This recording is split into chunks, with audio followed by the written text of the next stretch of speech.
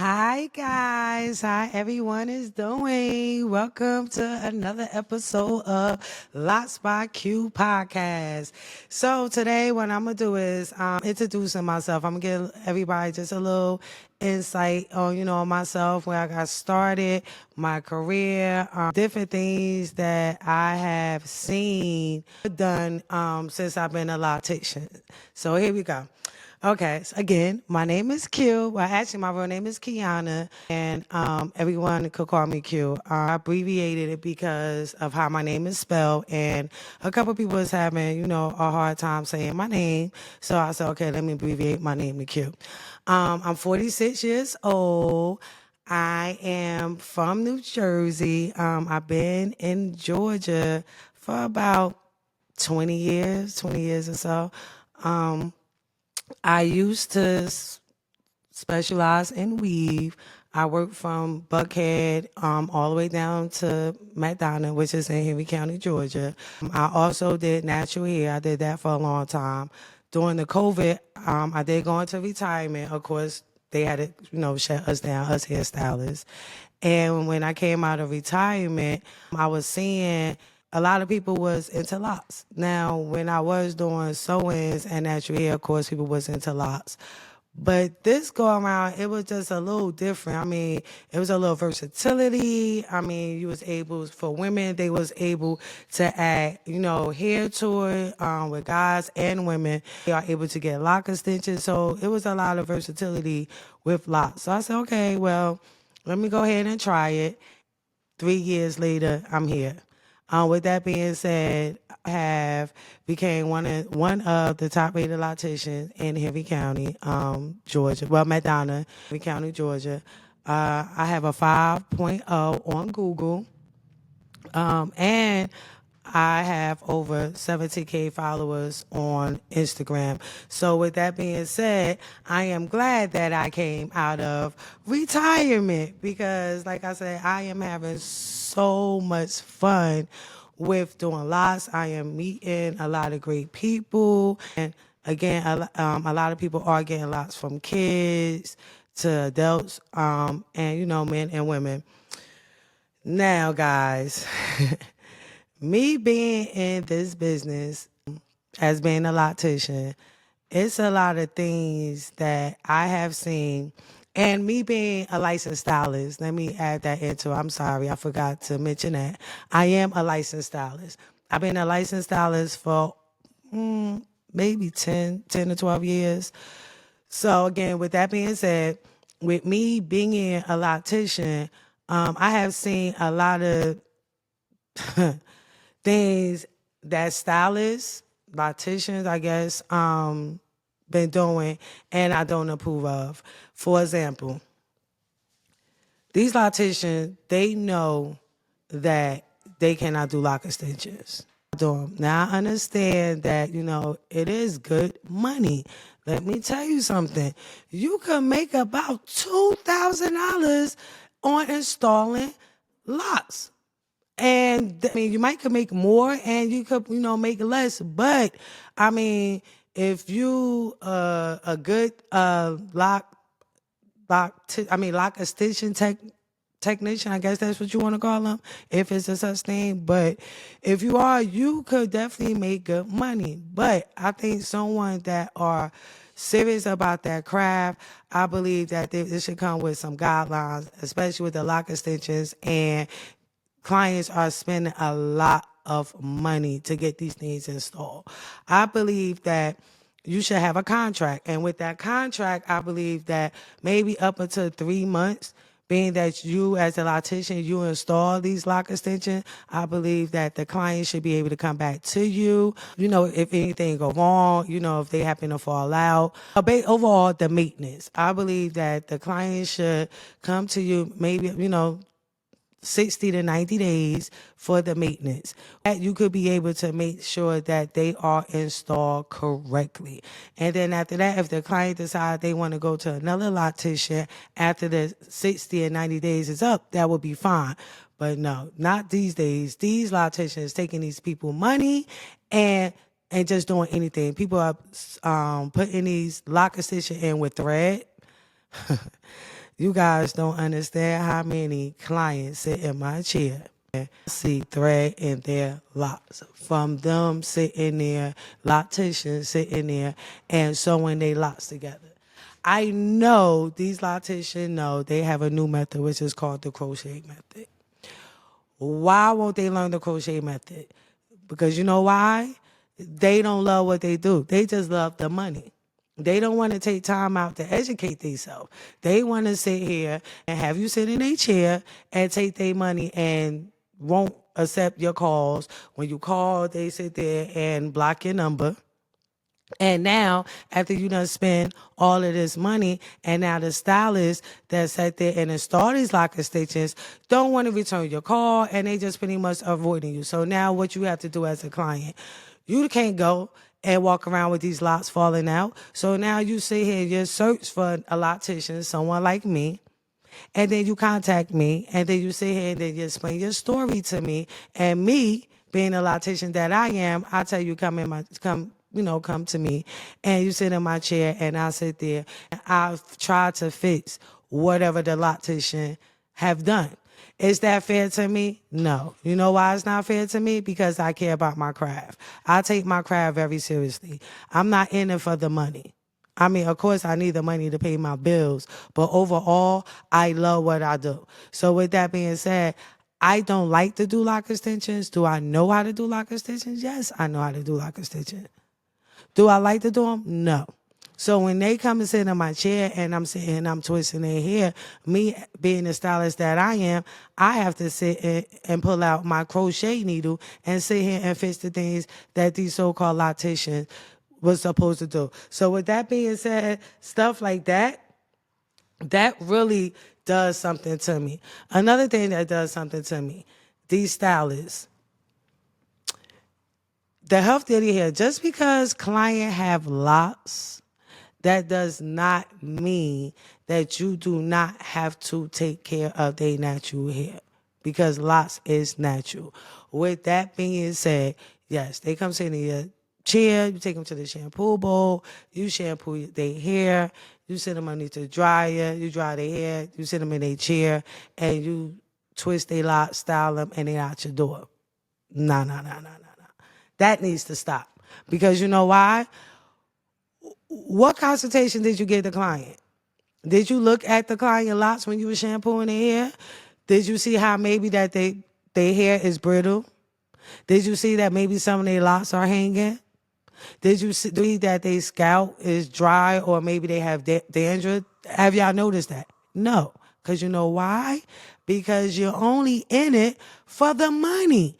And like I said, again, that does something to me. Me as a loctician, when you sit in my chair, I'm going to tell you everything that's wrong with your hair. I'm also going to educate you on the things that you need to be doing at home once you leave. Because not only, because I only take care of your hair, or I could do the things that need to be done to your hair while you're sitting in my chair. 9 out of 10, I'm not going to see you between 4 to 8 weeks. There are maintenance that you could do at home to maintain your hair. So when you come to me, your hair wouldn't be so damaged, it wouldn't be so brittle and things like that. But back to these locticians. If you see that these clients have these things wrong with their hair, why won't you suggest certain service for them? Suggest a hot oil treatment. You could suggest an aloe vera treatment. You could suggest a steamed treatment. You may suggest certain products that they could use on their hair at home. That's what you could probably suggest. But no, you guys don't care. Only thing that y'all care about is taking people money. And that's not right. Okay, so I'm going to change the subject a little bit. Look, guys, you see my glasses? Of course, they prescription. And of course, I'm farsighted. With that being said, I got to take my glasses off to read my cue cards. But don't judge me. Anyway. Okay, so now I'm going to talk about different techniques, how you can maintain your locks at home. I'm going to talk about inconsistent clients. Okay, so the first thing I'm going to start off with how to maintain your locks. Now, of course, I did touch a little bit on it prior to the conversation, but let me go back and revisit what I said. Okay, how to maintain your locks at home. You can sleep with, get a silk bonnet. You can keep your hair covered up. You can keep your hair moisturized, whether it's with rose water. Hey guys, look, I sell my own rose water, and it's 100% natural. You can do split your hair with rose water. You 100% oil, pure oil. You can also shampoo your hair at home with moisturizer shampoo. So these are things that you could do at home to maintain your locks until you are able to get to the shop. Another thing is clients. I know I'm just jumping around, but like I said, hey, it's a podcast. Anyone that knows me knows that I'm a person that jumps around, but I get the job done. Okay. Now, inconsistent clients. With that being said, now I understand that everybody is not financially able to be able to get their hair done. I understand that. But the ones that are able to get their hair done and just choose not to get their hair done, whether you come to me or whether you go to another loctician, you need to take care of your locks. And when I mean inconsistent client, meaning that you come to a loctician, you get your locks done, and we sit here and we bring your locks back to life, and then you drop off the face of the earth for 6 months. You never go back to a salon. You don't do anything to your hair at home. But then now 6 months come back, and guess what? You're hopping in someone's chair. So that's what I mean with inconsistent clients. And then you come back in our chair, and then everything that either me or a loctician previously fixed the problem, now we right back at where we started from 6 months ago. Is that fair to us? No. It's not fair to us. You had to help us to help you to help us, if that makes sense. Another thing I want to touch for the locticians and the upcoming locticians, or the upcoming stylists, anyone that's maybe about to graduate from hair school, or someone who's thinking about becoming a stylist, a licensed stylist, or, well, it's 2024. I don't know how many people are willing to go to school to become a licensed stylist. So let me say, to anyone who wants to get into this hair industry, how does that sound? That sound better? You have to hustle. You have to hustle. This do not come overnight. I promise you. I've been in this game for a very, very long time. I mean, at the beginning, I was the one that was handing my cars out at Walmart, Kroger's, mall, the gas station. I mean, anywhere that I could hand my cars out, I was handing my cars out. I was the one that was sitting there at the salon 2, 3, 4 o'clock in the morning. Yes, for real. Yes. No bull crap. I really was. At late in the morning, I would take all types of clients when to get myself. When I mean all types of client, I know that there is a cut off time.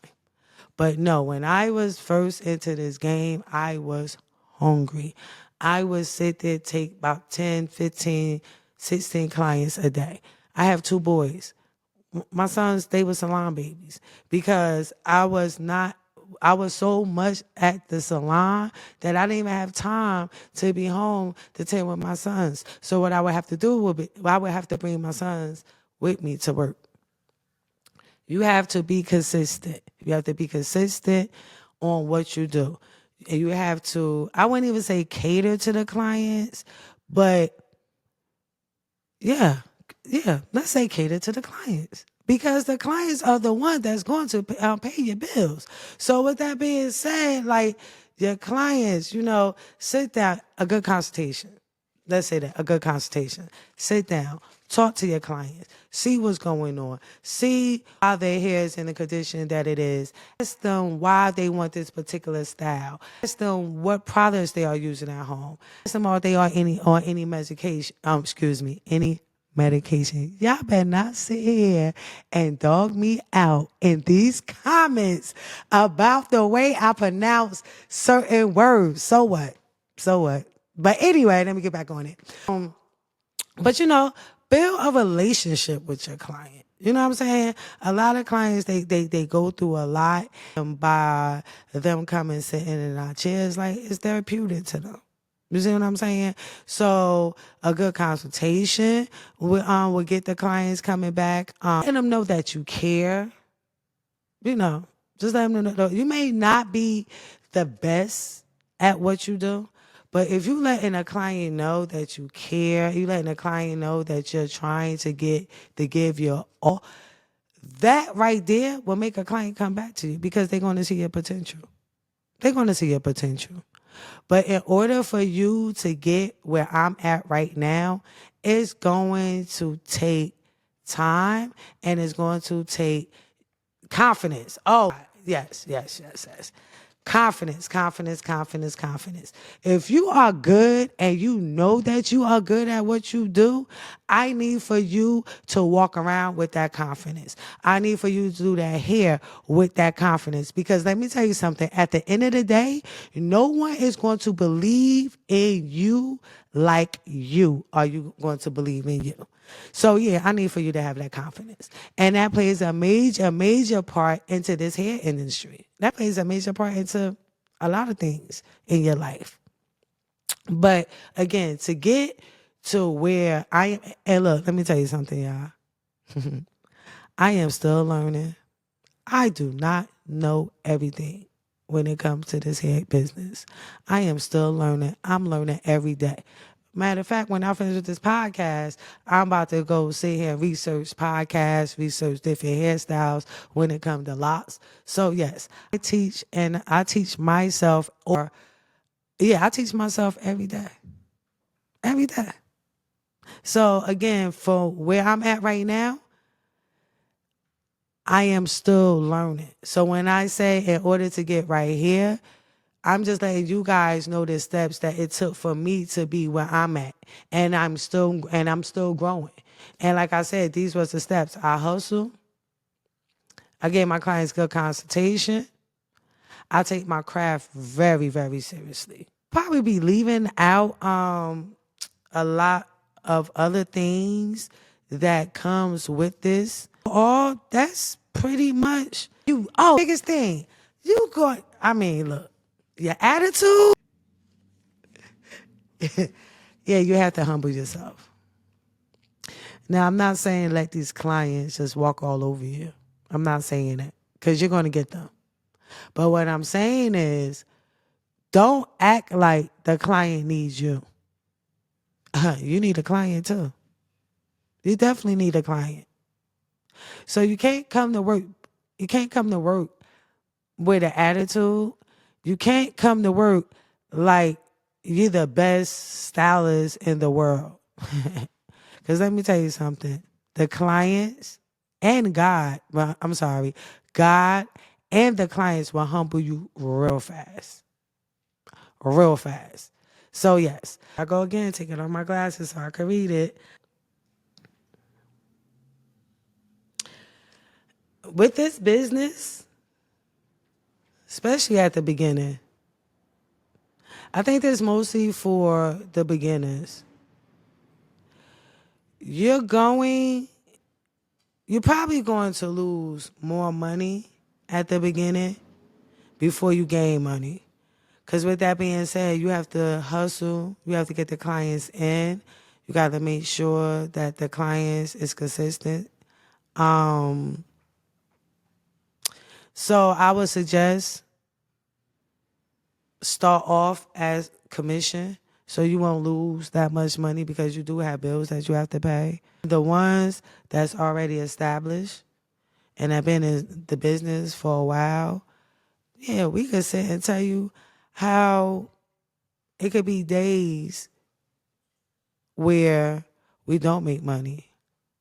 But then it's 7 days out of the week. We probably work 6 days out of the week. And I'm giving this example. Out of 6 days out of the week, 3 days out of the week, say you don't make no money.